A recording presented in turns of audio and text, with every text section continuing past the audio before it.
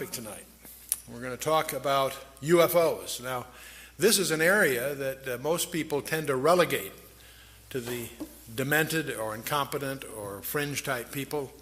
And yet, the entertainment industry, of course, has picked up on this with the a crop circle thing called Signs, which many of you may have seen.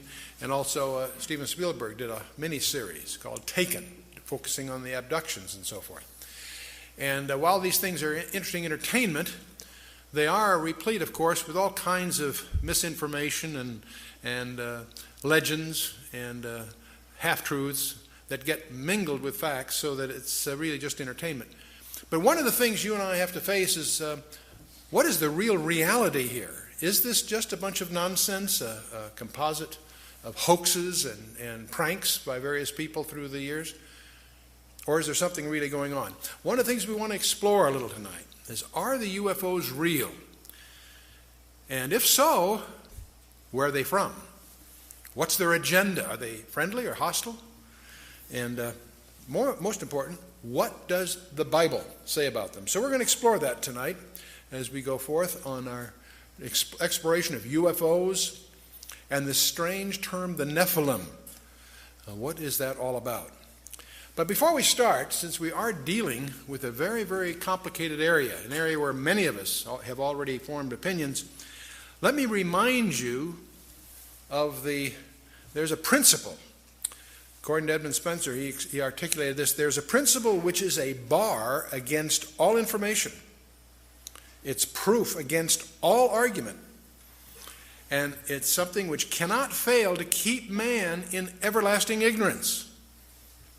And that principle is condemnation before investigation. So one of our challenges as we go into this very complicated topic is to set aside our prejudices and presuppositions, and let's see what we can find out. Now, the same idea is not only articulated by Edmund Spencer, but it also is in our collection of Proverbs by Solomon, who reminds us that he that answereth the matter before he heareth it, it is a folly and a shame unto him.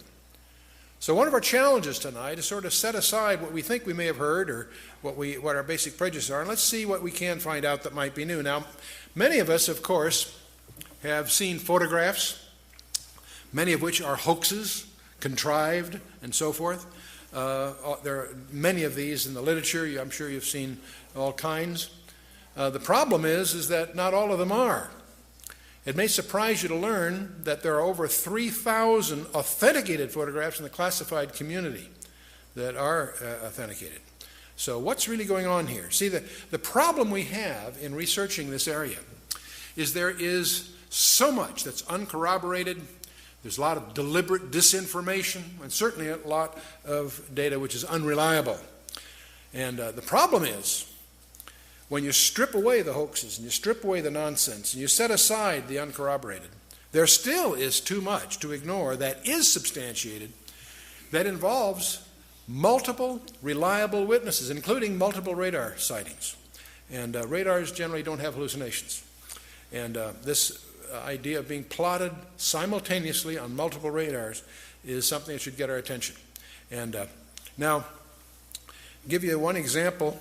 Back on June 18th of 1997, there was a strange vehicle that appeared over Phoenix, Arizona. In fact, went over most of the state at about 30 miles an hour, which is very slow for an airborne vehicle.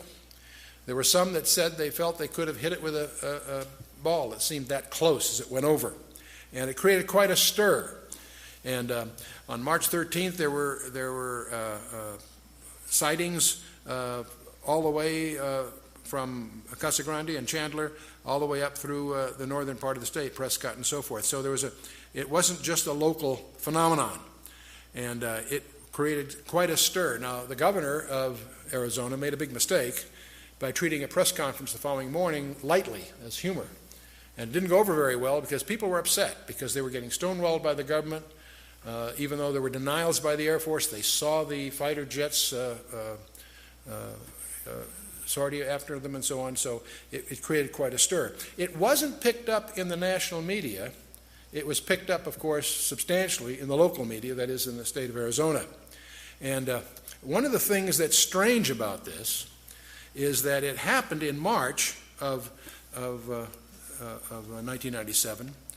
It didn't show up until June 18th. And for what's strange to me is not just the event that happened in March, but there was no word about it in the national media. But then for some reason, no obvious reason, on June 18th, it was on the front page of USA Today. That's where this picture came from. It was on the NBC, CBS, CNN, all the major networks had this brief comment about what happened. What was puzzling about it didn't happen on June 18th, it happened back in March. And I haven't been able to determine what triggered the news media to make it a big event at that time. It's one thing it does demonstrate is how the news is managed, because all the networks pick it up at the same time for no ostensible reason. But as we talk about these kinds of things, sooner or later, we have to focus on the Roswell incident. And many of you realize that approximately July 4th, a few days following maybe, some object, that's in 1947, some object landed near Roswell, New Mexico. And Sheriff George Wilcox contacted the Roswell Army Airfield regarding wreckage that was discovered on Max Brazel's ranch, or in that area. The Army seals off the area and confiscates everything that was there. And on the 8th of July, Colonel William Blanchard, who was commander of the 509th Bomb Group, that was our primary atomic bomb group in those days, he issued an official press release stating that the wreckage of a crashed disk had been recovered. Now, this press release went out early enough on July 8th to be picked up by 30 newspapers across the country. And so it is. And this is a snapshot of what it looks like. The RAAF captures flying saucer on ranch in Roswell region and so forth. And no details of flying disc are revealed, etc., etc. Except within hours, something very strange happens. A second press release, which had tried to rescind the first one, was issued from the office of Brigadier General Roger Ramey, who was commander of the 8th Air Force. He resides at Fort Worth Army Airfield in Texas, which is about 400 miles away from the incident. But within hours, General Ramey issues a countermanding release, and he claimed that Colonel Blanchard and the officers of the 509th at Roswell had made an unbelievably foolish mistake that somehow they incorrectly identified a weather balloon and its radar reflector as the wreckage of a crashed disk. Now, frankly, everyone that heard this, that thought about it a little bit, realized that was just a very contrived cover story. And this press release that, in effect, hit the next day by General Ramey caused, it was in effect a denial, did not explain why they confiscated everything, why the whole subject has been classified to this day. And now what that really did, this absurd cover story, frankly, just fueled the 50 years, the intervening 50 years of conjectures and all kinds of anecdotal testimonies of people who were involved peripherally. All kinds of stories have been echoing throughout this half century that's transpired since July of 1947. And the stories typically maintain that there were 4 alien occupants of this disk, that 3 of them were dead, 1 was still alive. All these presumably were taken off to the never land of military security, and there's all kinds of stories that are too preposterous to really accept, and yet it continues. The great mystery about, when I travel, one of the most often questions I get is, what really happened at Roswell? Well, we don't really know what happened at Roswell. It's been classified, and we'll talk about that a little bit. We do know something that happened 9 months after the Roswell incident. Al Gore was born.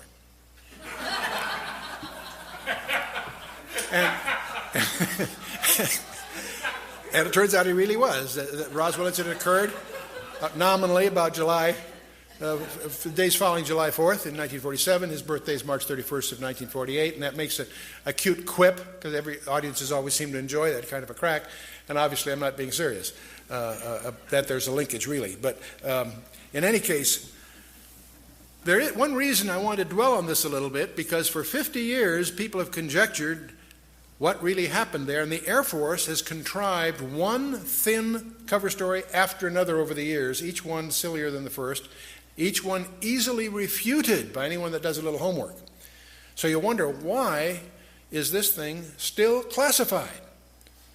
Several presidents and half a dozen congressmen have tried to crack the security surrounding Roswell to no avail. What could have happened there that is still to this day regarded as an item of national security? And now, interestingly enough, just in the last few months, there appears that we now have what some people would call the smoking gun. There is some tangible evidence that's finally emerged that there was a crash of some kind, and it did have victims of some sort.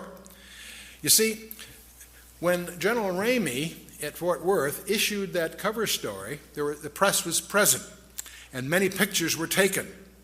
And James Bond Johnson of the Fort Worth Star-Telegram was among them. And on July 8th, he took a photograph, which a number of the photographs happened to show General Ramey clutching a sheaf of papers in his hand that apparently was a communique to Washington, D.C., and he happened to have that in his hand while he was going through this explanation and demonstrating that this really was a weather balloon. They had some props there that they showed and so forth. Well, it turns out that was in July 47. Since 1947, we've made a lot of progress in digital imaging technology. And this sheaf of paper that was photographed was analyzed with a digital photo scanner and enlarged and enhanced the words printed on the folded piece of paper. And then using a program for digital enhancement and analysis, it's now been reported on Associated Press on November 22nd of the year 2002 that David Rudiak was able to identify several key phrases on that sheaf of paper that General Ramey was clutching during that press conference. There's a phrase, the victims of the wreck, and also the phrase, in the disk they will ship. Lots of other words that were hard to, more conjectural is what they said, but the point is, here's a communication in his hand going to Washington that speaks of victims of the wreck and speaks of a disk that they're going to ship, while he's covering the story that Colonel Blanchard was all mixed up. This is just a weather balloon. So finally, the UFO researchers have something tangible to go on, because up till now it's been a spooky thing. Let's shift a little bit from 47 to July 19th through the 26th, about a week, in 1952. I happen to remember this vividly because in June 30th of 1952, I was entering the United States Naval Academy, so I was a plebe, a plebe at Annapolis when this was in the papers and much talked about at the time. It turns out a number of UFOs harassed Washington National Airport, which in those days was the only airport there. We didn't have Dulles. This is before Dulles. And also Andrews Air Force Base, so badly they had to shut down the air traffic. And this went on and off and on for a week. And it was in the papers, because every time the Air Force would alert jets to investigate what these things were, they would disappear. As soon as the jets landed, they came back. And fiery objects overrun jets over Capitol in the Washington Post. These are headlines from that period. Now, one of the things, there again, they never really explained it. They issued some cover stories, but the truth of the matter is they didn't know what it was, and it wasn't just an incident one night. It went off and on for the better part of a week. Again, it created a problem just in blocking all the phone traffic, because everybody's calling what's going on and so forth, and so something real was happening, because you're talking here multiple radars. This isn't some impressionable, unprofessional observer. This was the air controllers at Washington National and Andrews Air Force Base, and never explained, at least not to the public. 1993, by the way, there are thousands of these things to select from. I've just picked a few that seem representative. Over in Mexico City in 1993, the population by the thousands were upset and disturbed by what went on. Seoul, South Korea, November 23rd of 1996. CNN and Reuters reported a huge cigar-shaped UFO that was televised for 10 minutes on national television. You know, when we talk about witnesses, there's all kinds of people, many very reliable professionals that have contributed to this background, but the ones that you and I would tend to presume would be the most reputable, most trained, and most competent in this area would be our astronauts. You think they know something about it. Do you realize that 13 of them have gone on record of seeing UFOs while they were doing their missions? Ed Mitchell, Apollo 14, April 1996, and this was on Dateline NBC. He said, NASA is covering up what really happened at Roswell, New Mexico. See, this isn't just the presumption of some journalists or the tabloids at the checkout stands in the market. These are serious people saying that something is being covered up. Astronaut Gordon Cooper has made many talks. In May 15th of 1963, he did the 22-orbit Mercury capsule. He saw a green UFO, which was also at the same time he saw it tracked by the radar in Australia. It corroborated this. And he's testified before the United Nations that UFOs are visiting this planet. And in May 1996, he said, we are being visited by aliens. So he's spoken a lot about this, so much so that some people tend to write him off. James Lovell, Frank Borman, Gemini 7, December 1965. On the second orbit of their 2-week flight, they saw a UFO. Gemini Control presumed it was the stage of their own Titan booster. But they indicated that they had both the booster and the UFO in sight, so that doesn't quite jive. Walter Schirra, these are all familiar names to most of us. Mercury 8, 1968. He was the first guy to use the term Santa Claus to indicate UFOs are near the space capsule. And so this was about December, so everybody thought that this was just a cute quip, but it was a code word. And it was later, in 1979, Maurice Chatelain, the chief of NASA Communications, confirmed that the Santa Claus phrase was a prearranged code word to deal with the UFOs without alarming the public. And Neil Armstrong, Buzz Aldrin, these familiar names to you? Are these guys competent? On Apollo 11, July 21st, 1969, both apparently saw lights in and on a crater, and there are unconfirmed reports that there were other spacecraft there. Some of this is classified, gets classified quickly, so we're treading on dangerous ground. But they have said 2 large objects, we're watching them. And Armstrong is quoted in some reports of a CIA cover-up. Now those reports get squelched, of course, so it's hard to separate what was just urban legend and what really happened. But if you go to Ed White, James McDivitt, James Lovell, Borman, Schirra, Gordon Cooper, these guys have all reported UFOs. Neil Armstrong, Apollo 11, Buzz Aldrin, Apollo 11, Ed Mitchell, Apollo 14, and on it goes. And one of the most interesting ones is John Blaha. He was a veteran of 5 space shuttle missions. He also was a relatively recent resident of the Russian Mir space station. This a few years ago.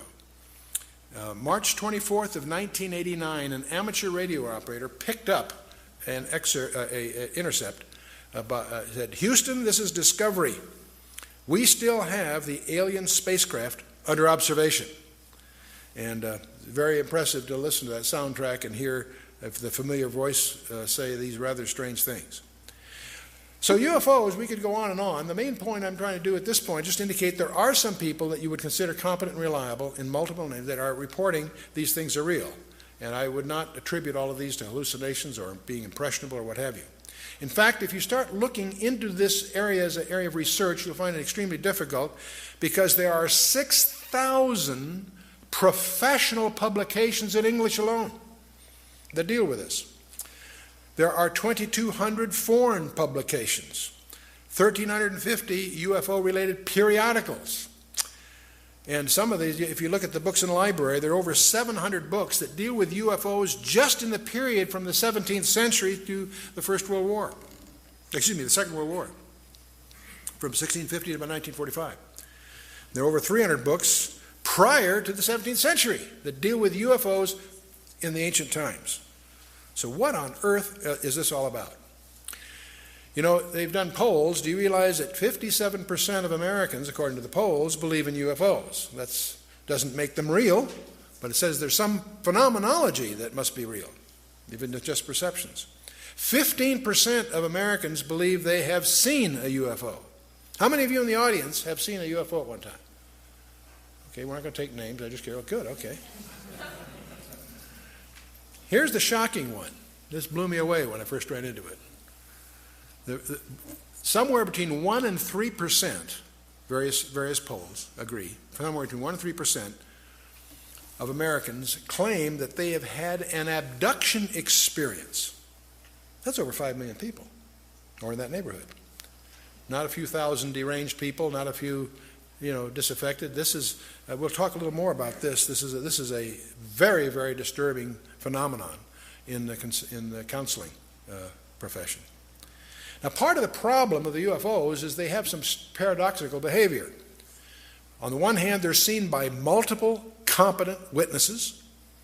They are plotted on radar, sometimes multiple radars simultaneously. They leave tangible traces on the ground, sometimes radiation, evidence of burning, and other things. So they are apparently real in the sense of being physical, on the one hand. There are photographs. Sometimes they show up on photographs, sometimes they don't. But here's the problem. While they seem to be tangible on the one hand, they exhibit behavior that can't possibly be physical. They can go in excess of 6,000 miles per hour without sonic boom. So what on earth does that mean? I'd like to know how they do that trick.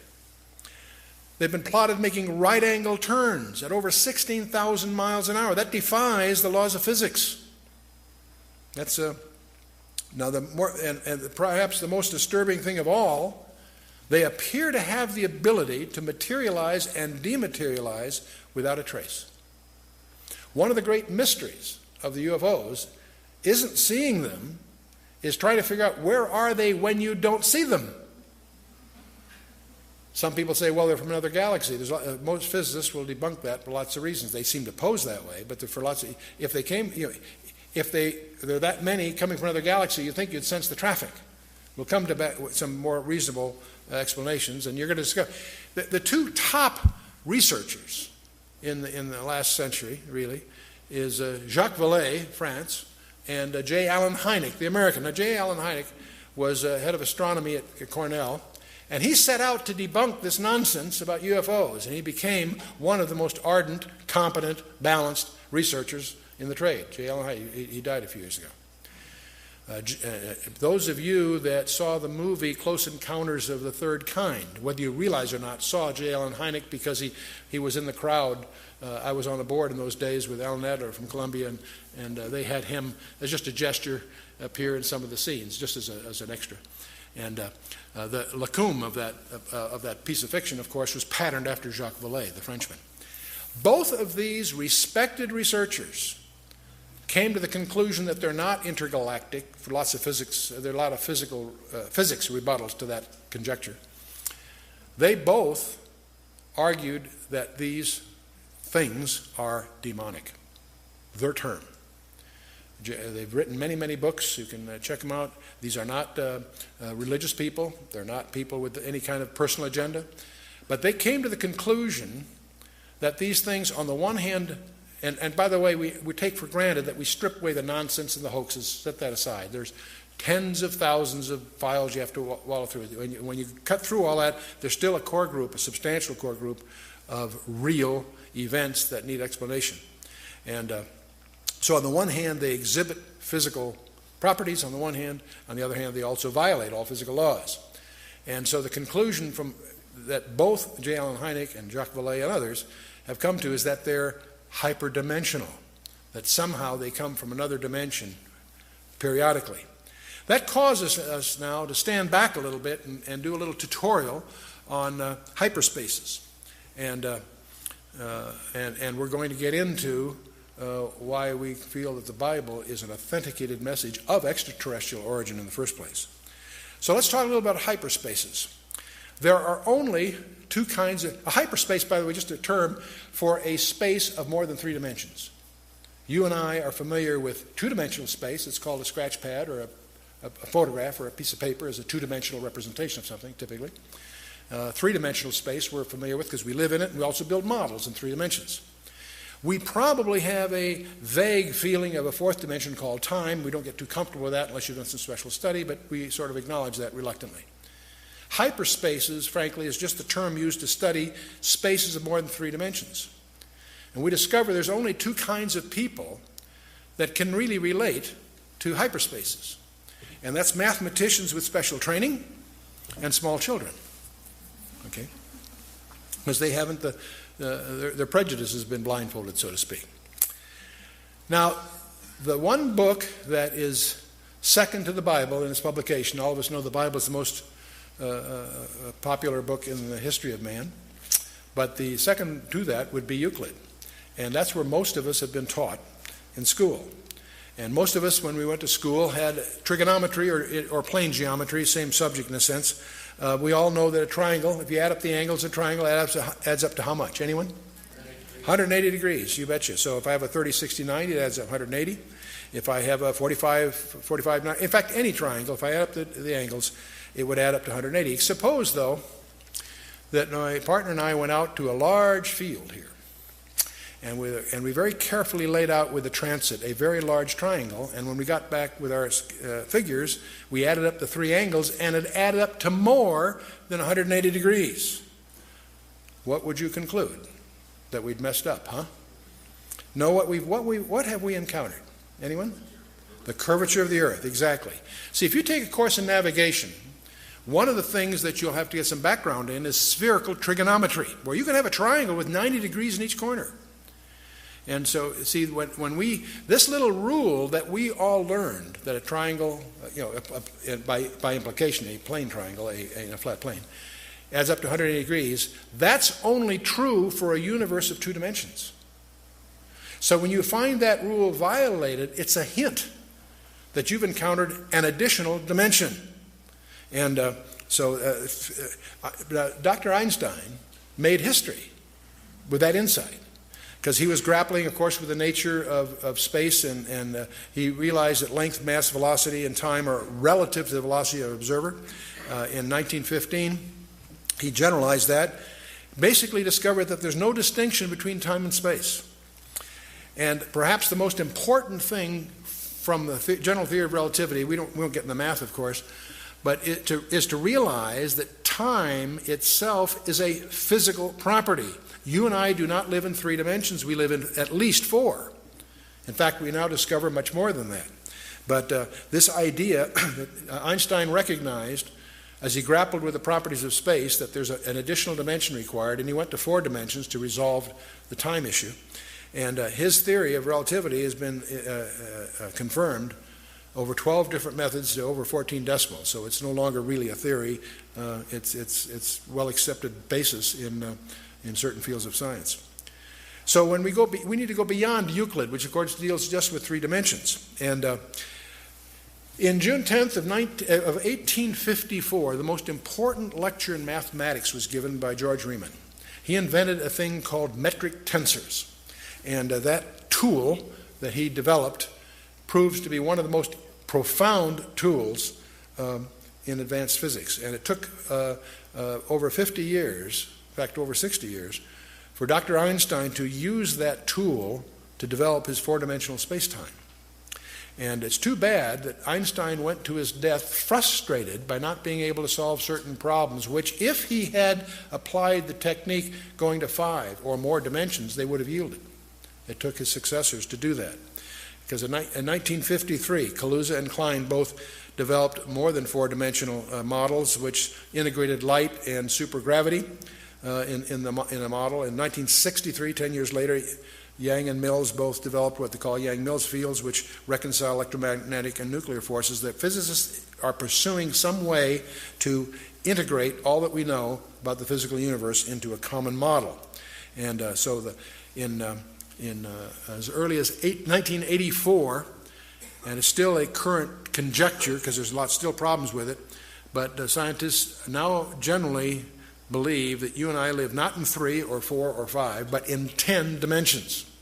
And If you read in this area, you'll encounter superstrings and such, and we have briefing packs on this for those that want to get into it more. The point being, we need to understand that the three dimensions you and I are familiar with are not all there is. There's more. Let's imagine you and I can't move up. It'd be futile for me to try to communicate 4, 5, 6 dimensions to us together without having more mathematical tools. But what we can do is we can go the other way, and it may stretch our horizons here a little bit. You and I are three-dimensional beings. Let's imagine a two-dimensional world. That would be like a large tabletop or a large flat plane. Now, let's imagine that two-dimensional world populated by two-dimensional people. You and I could come along and poke our finger through the plane of their existence. And what would they see? They would see a circle. They'd only see that which they could relate to in their universe. But if we as a three-dimensional being are putting our finger through that two-dimensional universe to the two-dimensional people in the two-dimensional universe, they would simply see a circle. Well, in fact, let's imagine that a ball fell through that two-dimensional universe. To the two-dimensional observer in that two-dimensional universe, he'd see from nothing to a point. It'd grow to a large circle, and then it would shrink back to a point and disappear. He wouldn't be able to relate to what happened because he doesn't have the insight of that third dimension. You with me so far?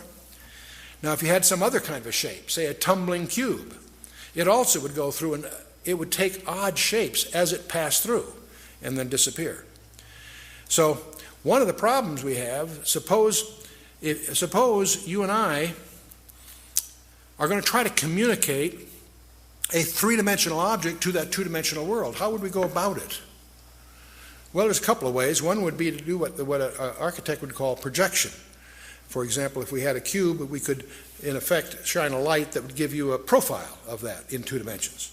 And you discover very quickly that that works, but it's not too useful in letting the two-dimensional person understand a three-dimensional cube.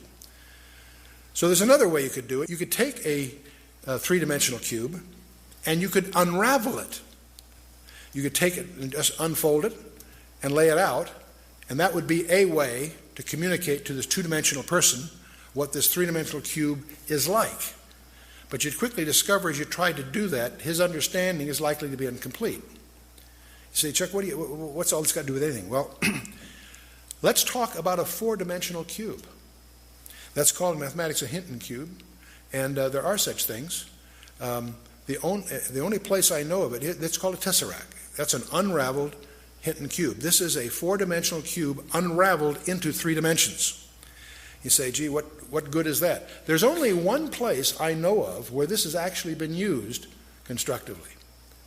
And amazingly enough, it was by Salvador Dali. I never realized what a sophisticated mathematician he was, but in his Corpus Christi painting, he actually has Christ on a 4-dimensional cube as a cross, implying his mastery over time as well as space. And I imagine there's probably not one observer in 100 that really understands the sophistication that Salvador Dali was demonstrating by this piece of abstract art. But that's a Hinton cube or a tesseract, and that's the. But anyway, let's get back to hyperspaces then. The main point I want to get across: you and I live in 3 spatial dimensions, and that time is a physical property. That's very important to us in our ministry because we know that the Bible is an integrated message. 66 books penned by 40 guys over thousands of years. And yet it's integrated, and not just thematically. The very design of the text itself evidences integration. But what's mysterious about that integration also implies that the origin of that message is from outside the dimensionality of time because of the nature of its structure, its use of writing history before it happens, and so forth. So that's very important. Now, in particle physics, they talk about 10-dimensional strings as the nature of our universe. What fascinates me about that is that that's exactly what 2 Hebrew scholars back in the 12th century, predicted just from their study of Genesis 1, is that we live in 10 dimensions, 4 dimensions are knowable, and 6 are not knowable, to use their jargon. But in any case, the suggestion, it's the only one that we've encountered that really can reconcile what we think we know, is that the UFOs apparently are hyperdimensional. They apparently can enter our dimensional under certain conditions for certain periods of time. And so let's see. Now there's another aspect I'd like to touch upon about the whole UFO area. And getting back to the Roswell thing, why on earth is Roswell still classified? Why can't the American public or the world public be informed about what's really going on? It's all tightly classified. Well, back in 1984, an event occurred that deserves some comment.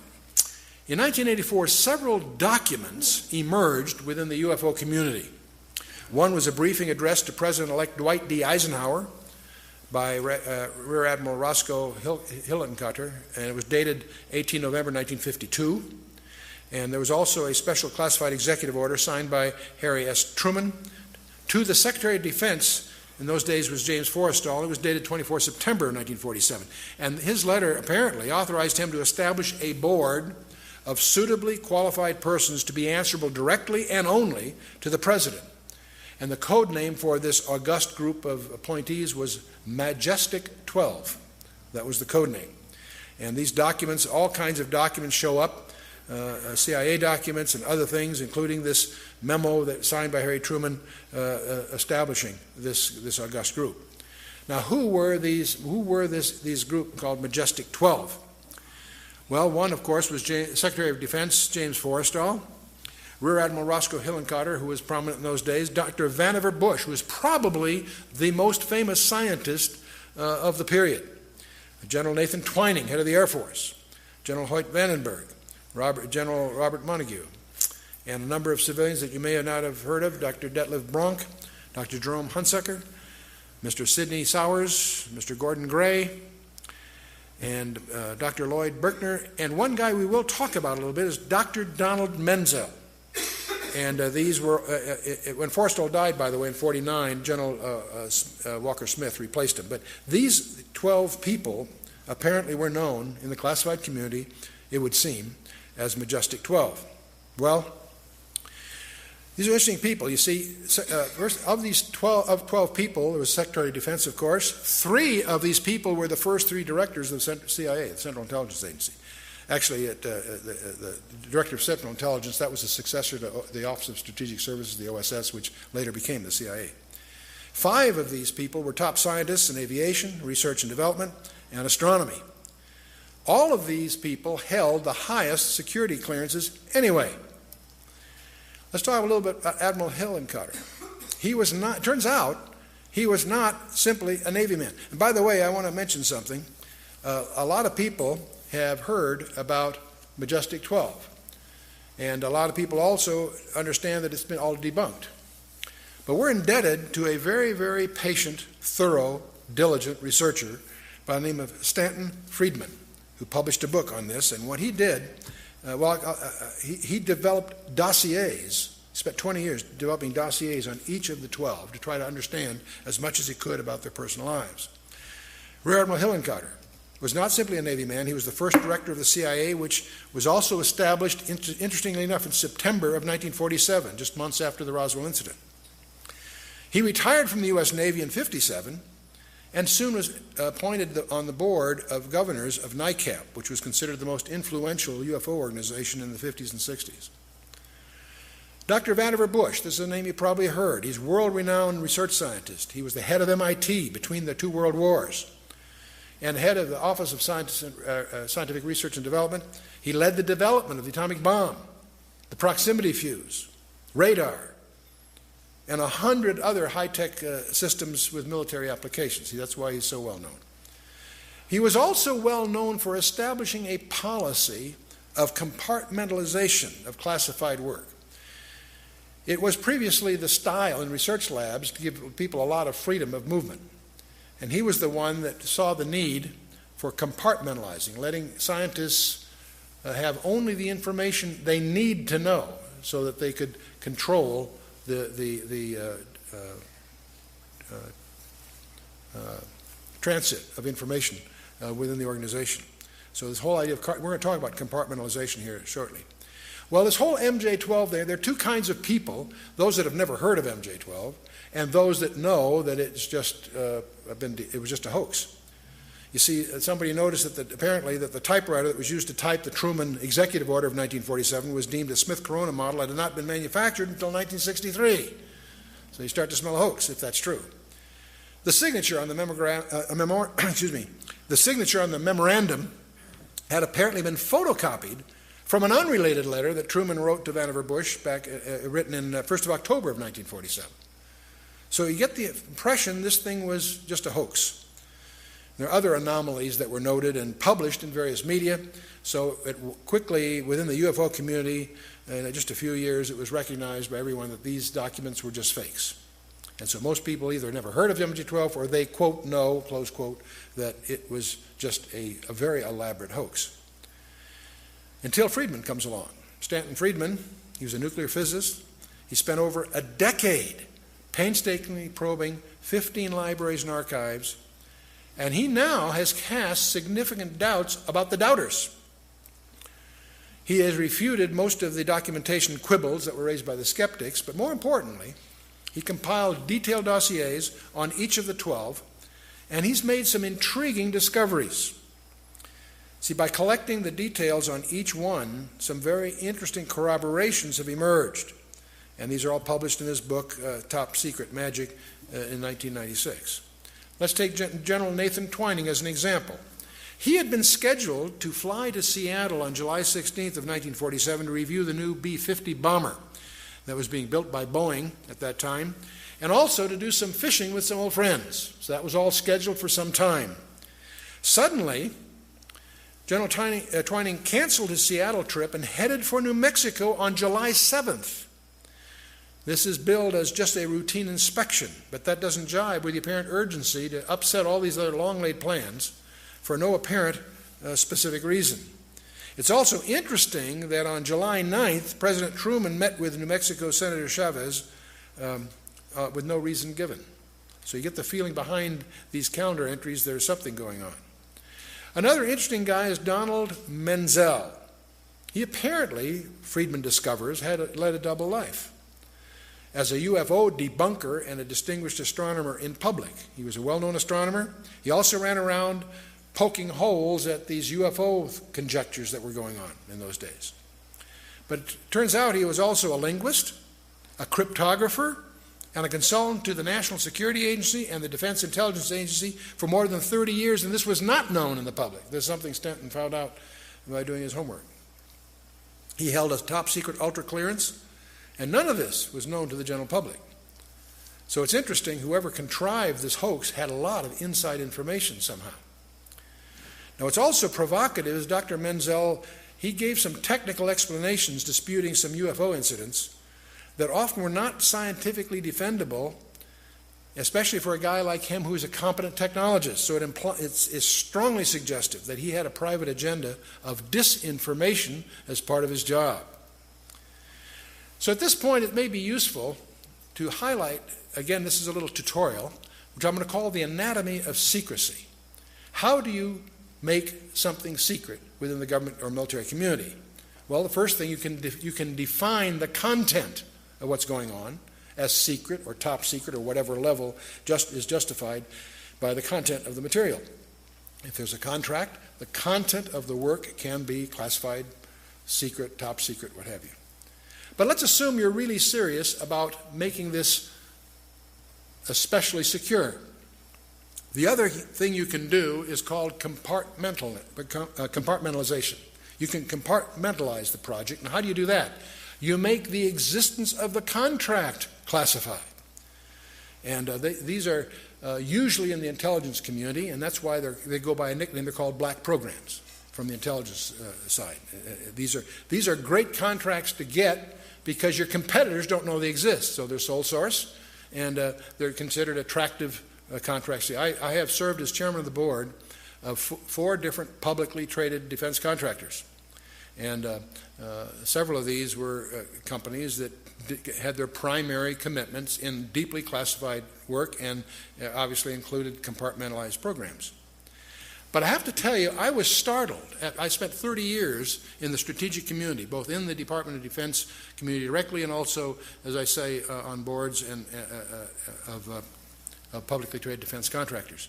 And I have to tell you, it was late in that 30-year career that I discovered, much to my amazement, there is another level of security, and that's where you make the existence of the customer classified. And I was in one of those projects, and it was a very, very strange meeting.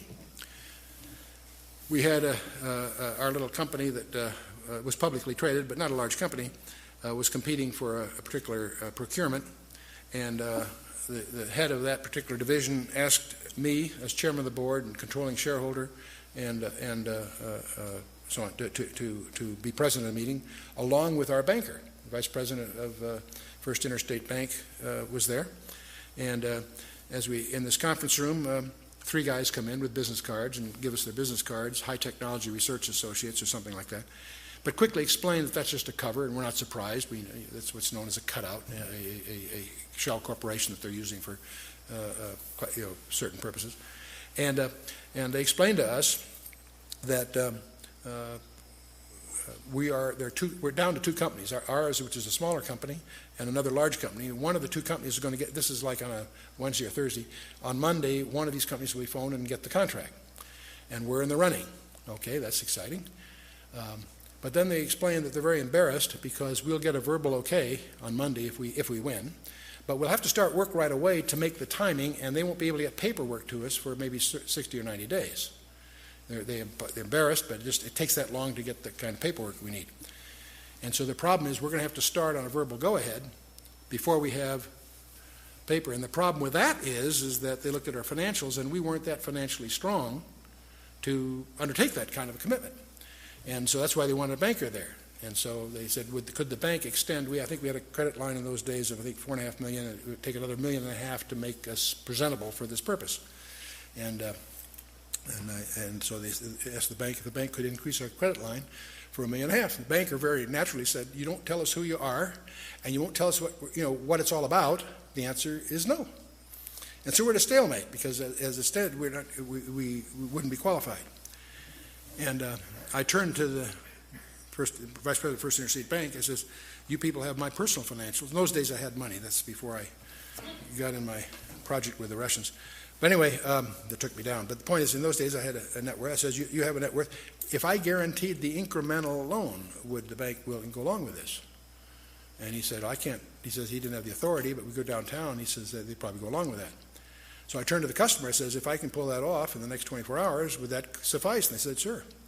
So that's exactly what we did. I went downtown the next morning to First Interstate Bank. We signed some papers. And I guaranteed an incremental $1.5 million on the existing $4.5 million loan on that Thursday or Friday, whatever it was. And that Monday, we did get a phone call, and we won this contract. And that was it turned out to be the electronics for the B-2. And it was 18 months later that whole project got transferred to Northrop. But prior to that, it was in an organization whose existence is classified. And so it startled me to discover that there's a whole procedure. There are cost recovery procedures, there are courts, there's all the necessary infrastructure to make this all work is in place, and it's all highly classified to protect even the existence of the customer. That's the 3rd level, if you will. You follow me? Well, one of the things that I want to, when you start talking about this with that kind of a structure, how do you also really protect something that you're trying to keep secret? And one of the things you can do is have an active disinformation strategy. You not only keep it secret, you publish things to keep people from understanding what it is, discredit it or whatever else. And we did that, for example, in the Manhattan Project during World War II.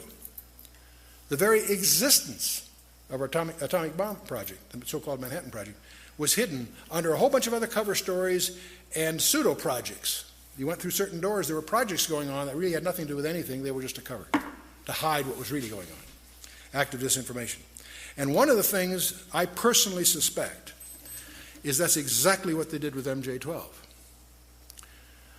It's very possible that they surface documents that have flaws in them, knowing that after a few months, few years, whatever, the diligence of researchers will discover that that couldn't have been that typewriter, that really isn't Truman's signature, whatever. So everybody knows that MJ-12 is just a big hoax. What a perfect cover. Ask anybody that's in this community about MJ-12, and they'll shrug it off right away. Oh, that's that hoax that surfaced in the 80s. Really? What a perfect cover. And obviously, if I think it's real, I think it's continued. It obviously has gone under new names and so forth. But I suddenly began to realize that the debunking of MJ-12 may be very well, there's a number of reasons I don't want to get into that caused me to suspect that that all was contrived. There have been some others like that, incidentally. So there's a continuing mystery. Why is somebody going to all this trouble to hide, for example, the Roswell stuff from after 56 years, whatever it is, 57 years? 2 presidents, 4 congressmen failed to penetrate the security surrounding the UFO-related issues. That's strange. By the way, a Canadian embassy inquiry was rebuffed in Washington, D.C., with the disclosure that the topic of UFOs enjoys a classification higher than our most secret warheads, the W-88s.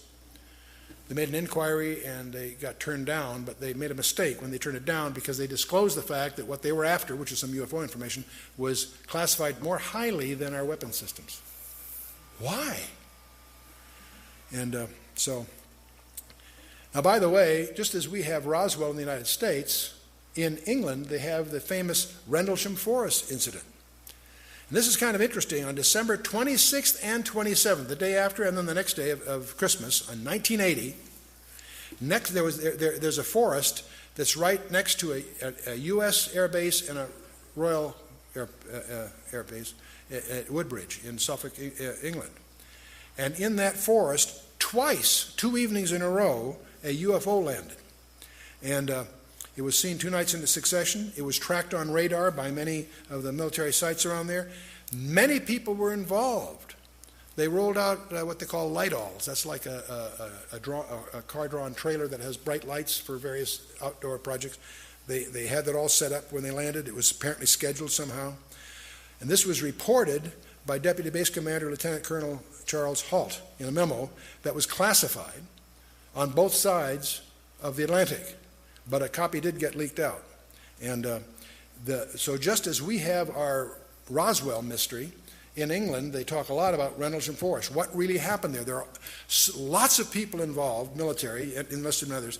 So out of that have come all kinds of stories.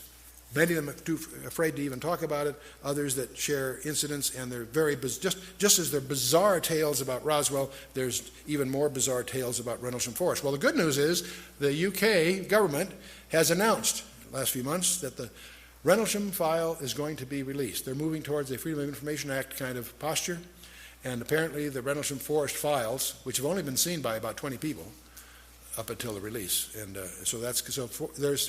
we're moving into a day when some of these mysteries are going to be revealed.